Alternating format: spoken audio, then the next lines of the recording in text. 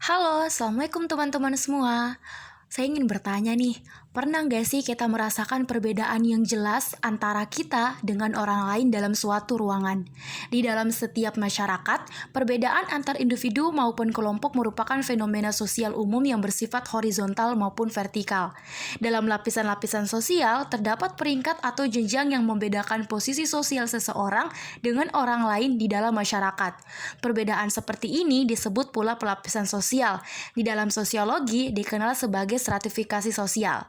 Lebih jelasnya, fenomena sosial tersebut saya akan membahasnya lebih lanjut di beberapa menit kemudian. Pada materi pertama, kita akan membahas mengenai sosialisasi. Teman-teman pasti sudah nggak asing sih dengan kata sosialisasi. Sosialisasi merupakan proses sosial tempat seorang individu mendapatkan pembentukan sikap untuk berperilaku yang sesuai dengan perilaku orang-orang di sekitarnya. Menurut Gunawan, sosialisasi merupakan proses penyampaian suatu pesan oleh seseorang kepada orang lain untuk memberitahu atau mengubah sikap, pendapat, perilaku, baik secara langsung maupun tidak langsung. Melalui sosialisasi, seseorang dapat berangsur-angsur mengenal persyaratan-persyaratan dan tuntutan-tuntutan hidup di lingkungan budayanya. Dengan proses sosialisasi, individu berkembang menjadi suatu pribadi atau makhluk sosial. Dalam sosialisasi memiliki dua bentuk. Bentuk pertama yaitu sosialisasi primer, yaitu sosialisasi yang paling awal diterima individu dari lingkungan hidupnya atau keluarganya. Dan yang kedua, sosialisasi sekunder, merupakan sosialisasi yang terjadi ketika individu berhubungan dengan lingkungan luar yang lebih luas, seperti sekolah, tempat ibadah, taman bermain, masyarakat, dan sebagainya. Selanjutnya, sosialisasi memiliki tahapan juga loh. Tahapan yang pertama yaitu tahap persiapan, yang dimana seseorang mempersiapkan diri untuk mengenal dunia sosial, termasuk memperoleh pemahaman tentang dirinya sendiri. Yang kedua, tahap meniru. Tahap ini mulai terbentuk kesadaran kemampuan untuk menempatkan diri pada posisi yang lain. Yang ketiga, tahap siap bertindak. Peniruan yang dilakukan sudah mulai berkurang dan digantikan oleh peran yang secara langsung dimainkan sendiri dengan penuh kesadaran. Dan yang keempat, tahap penerimaan norma kolektif. Tahap ini seseorang telah dianggap dewasa dan harus mandiri menjadi masyarakat. Selanjutnya, pada materi kedua, kita akan membahas mengenai penyesuaian diri. Penyesuaian diri adalah mengubah diri sesuai dengan keadaan lingkungan, tetapi juga mengubah lingkungan sesuai dengan keadaan atau keinginan diri. Mengubah diri sesuai dengan keadaan lingkungannya disebut dengan autoplastis. Misalnya, seorang guru dari desa harus dapat menyesuaikan diri dengan norma-norma dan nilai-nilai yang dianut masyarakat kota tempat ia bertugas. Sebaliknya, apabila individu berusaha untuk mengubah lingkungan sesuai dengan keinginan diri, disebut dengan autoplastis. Misalnya, seorang guru dari desa ingin mengubah perilaku anak-anak di kota untuk berperilaku sesuai dengan kesopanan yang baik. Sedangkan menurut Soeharto, penyesuaian diri adalah usaha atau perilaku yang tujuannya mengatasi kesulitan dan hambatan. Nah, selanjutnya, penyesuaian diri memiliki karakteristik yang normal menurut Schneider's, yaitu yang pertama, tidak terdapat emosionalitas yang berlebihan, yang kedua, tidak terdapat mekanisme psikologis, dan yang ketiga, tidak terdapat perasaan frustasi pribadi. Adanya perasaan frustasi akan membuat individu sulit atau tidak mungkin bereaksi secara normal terhadap situasi maupun masalah yang dihadapinya. Individu yang dikategorikan mampu melakukan penyesuaian diri secara normal adalah individu yang berhasil dalam menyesuaikan dirinya serta berada dalam kehidupan yang normal. Artinya, penyesuaian diri individu telah sesuai dengan bentuk-bentuk norma atau standar tertentu dari nilai dirinya maupun nilai lingkungan sosialnya. Selanjutnya, pada materi yang ketiga, kita akan membahas mengenai pranata dan stratifikasi sosial. Sebelum itu, kita akan membahas terlebih dahulu pranata sosial. Pranata sosial merupakan sistem yang mengarahkan masyarakat untuk mampu berinteraksi sesuai dengan norma. Pranata sosial memberikan pedoman bagi anggota masyarakat dalam hal tingkah laku dan sikap, sehingga masyarakat berperilaku sesuai dengan apa yang dikehendaki dalam masyarakat. Pranata sosial dalam masyarakat menjadi pedoman bagi anggota masyarakat, menjaga keutuhan masyarakat, dan memberikan pegangan kepada masyarakat untuk mengadakan pengendalian sosial. Nah, Pranata sosial memiliki peran dan fungsi. Menurut sumber dalam Soekanto, mengatakan bahwa pranata adalah sebagai cita-cita, perbuatan, sikap, dan perlengkapan kebudayaan yang bersifat kekal serta bertujuan untuk memenuhi kebutuhan masyarakat. Pentingnya adalah agar ada keteraturan dan integrasi dan mempunyai beberapa fungsi, yaitu yang pertama, memberikan pedoman pada anggota masyarakat, bagaimana mereka bertingkah laku atau bersikap dalam menghadapi masalah-masalah, terutama yang menyangkut dengan kebutuhan-kebutuhan mereka. Yang kedua, menjaga keutuhan masyarakat. Dan yang ketiga, merupakan pedoman sistem pengendalian sosial di masyarakat. Salah satu contoh terjadinya fenomena sosiologi pranata sosial di sekolah atau kampus adalah adanya hierarki sosial di antara siswa atau mahasiswa. Hierarki ini sering terbentuk berdasarkan kelas sosial, kecerdasan, prestasi akademik, popularitas, atau bahkan faktor fisik seperti penampilan atau kekuatan fisik. Contohnya, di sebuah sekolah atau kampus, siswa atau mahasiswa yang memiliki nilai akademik tinggi sering dianggap sebagai bagian dari kelompok elit atau cerdas.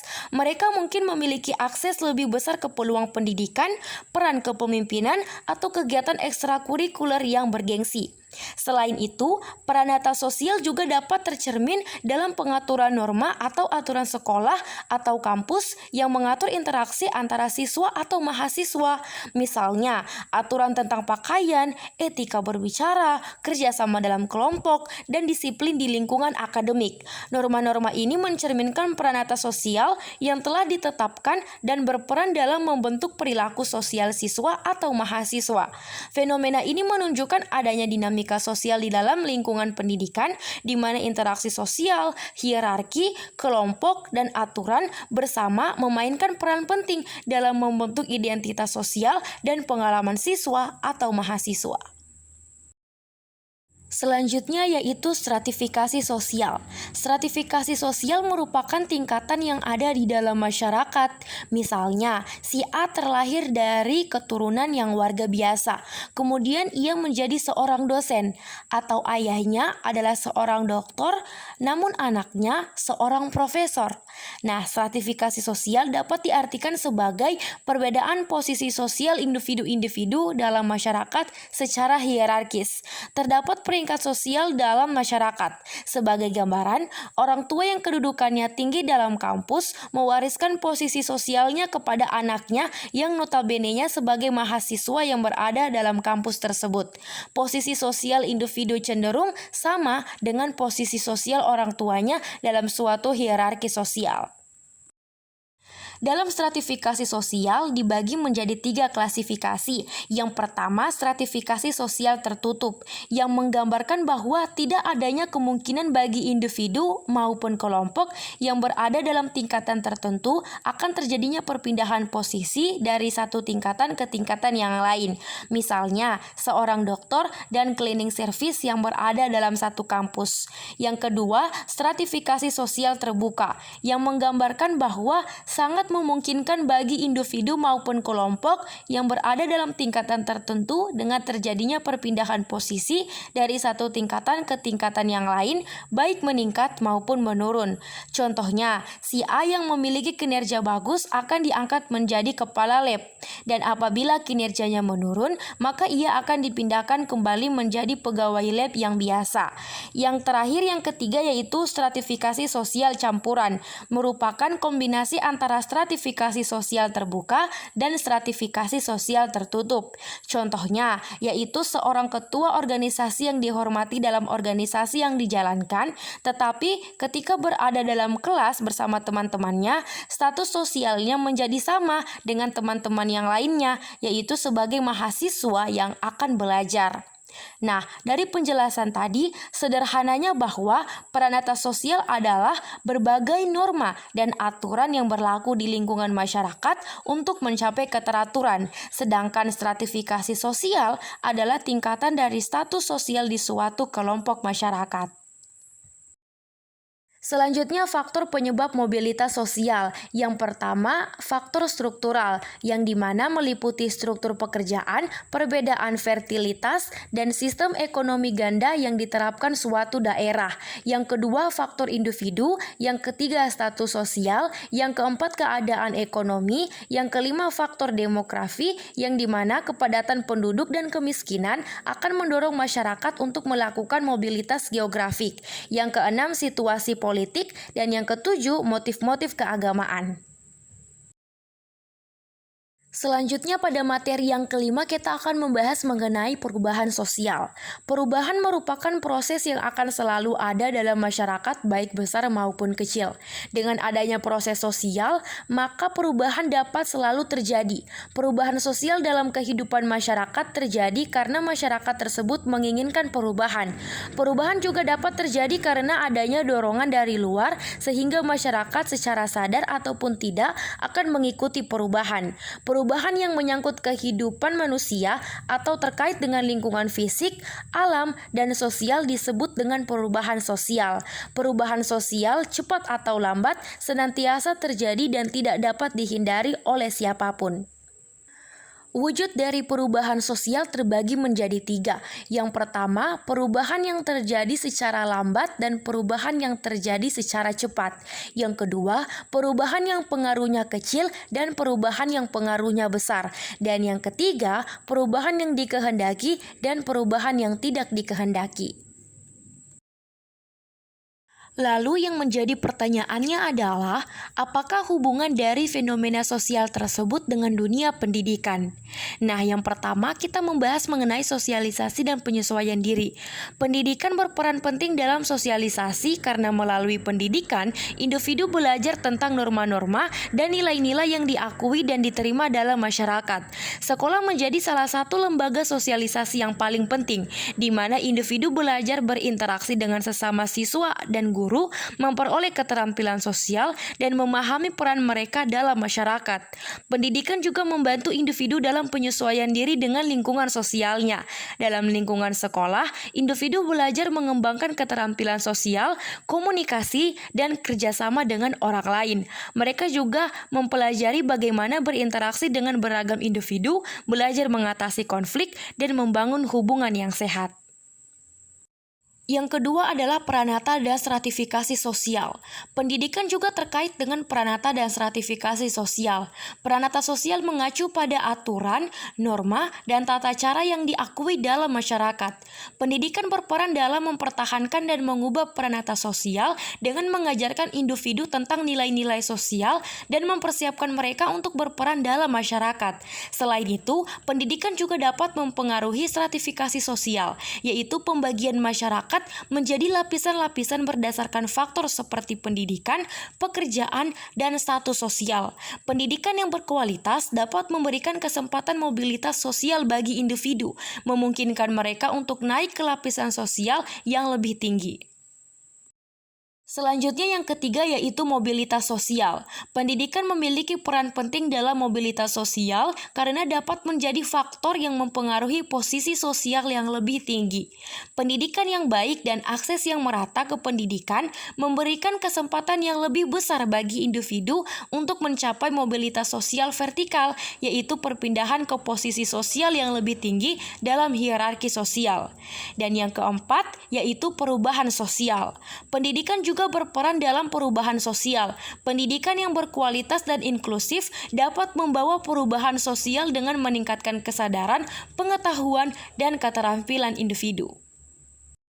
Selanjutnya mari kita membahas mengenai contoh dari fenomena antropologi pendidikan multikultural di sekolah atau kampus, yang dimana hal tersebut merupakan adopsi kurikulum yang mencerminkan keragaman budaya dan memberikan pengakuan terhadap keberagaman dalam konteks pembelajaran. Yang pertama, penyelenggaraan kegiatan lintas budaya. Sekolah atau kampus yang mengadakan kegiatan yang mendorong interaksi antara siswa atau mahasiswa dari berbagai latar belakang budaya. Misalnya, festival budaya di mana siswa atau mahasiswa dapat memperkenalkan makanan, tarian, musik, atau tradisi dari budaya mereka sendiri. Kegiatan semacam ini membantu membangun pengertian, penghargaan, dan toleransi terhadap keberagaman budaya. Selanjutnya yang kedua, pembentukan kelompok belajar atau diskusi lintas budaya. Siswa atau mahasiswa dikelompokkan secara heterogen mencakup orang-orang dengan latar belakang budaya yang berbeda untuk memfasilitasi dialog dan pertukaran pemikiran tentang keberagaman. Ini mendorong pemahaman yang lebih baik tentang perbedaan budaya dan mempromosikan kerjasama antar budaya. Selanjutnya, salah satu pemikiran filosofis pendidikan Indonesia yang berkaitan dengan fenomena antropologi pendidikan multikultural terhadap pendidikan ideal adalah pemikiran Nurcholish Madjid. Nurcholish Madjid adalah seorang tokoh intelektual Muslim Indonesia yang memperjuangkan nilai-nilai pluralisme, dialog antar agama, dan multikulturalisme. Pemikiran Nurcholish Madjid tentang antropologi pendidikan multikultural menunjukkan pentingnya menciptakan lingkungan pendidikan yang inklusif dan berkeadilan, di mana siswa dari berbagai latar belakang budaya dan agama dapat belajar bersama dengan saling menghormati dan memahami perbedaan mereka. Pendekatan ini mempromosikan toleransi, saling menghormati, dan pengembangan kemampuan berkomunikasi antar budaya yang merupakan kunci dalam membangun masyarakat yang harmonis dan berkelanjutan. Itulah hal-hal yang dapat saya sampaikan. Apabila ada salah kata dari saya, mohon untuk dimaafkan. Wabillahi taufiq wal hidayah. Wassalamualaikum warahmatullahi wabarakatuh.